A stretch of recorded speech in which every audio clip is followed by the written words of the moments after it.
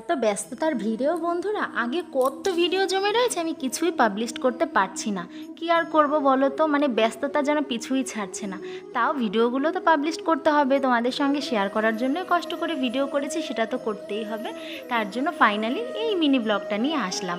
তো দেখো, তালের বড়া বানাচ্ছি, তার আগে কিন্তু তাল ছাড়িয়ে নিয়েছি, তোমরা দেখলে। আর কিসের জন্য বলো তো? আমার গোপু সোনার জন্য, কারণ সেদিন ছিল জন্মাষ্টমী। আর এদিকে কিন্তু আমাদের গণেশ পুজোও কমপ্লিট। তারপরে আমি জন্মাষ্টমীর মিনি ব্লগটি শেয়ার করছি। কি আর করব, ব্লগটি করা রয়েছে, পাবলিশ তো করতেই হবে। তো দেখো, আমি সোনাকে সাজিয়ে গুজিয়ে এবার বসিয়ে দিয়েছি। এবার সমস্ত প্রসাদ এক এক করে দিয়ে দিয়েছি।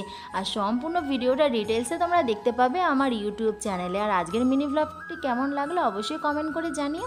ভালো লাগলে লাইক কমেন্ট শেয়ার করতে একদম ভুলবে। জন্মাষ্টমীর ব্লগও তোমরা পেয়ে যাবে, এমনকি তোমরা আমার গণেশ পুজোর ব্লগও পেয়ে যাবে। সবাই পাশে থেকো, সাপোর্ট করো, সাথে থেকো। আর সবাইকে আমার তরফ থেকে অনেক অনেক ভালোবাসা।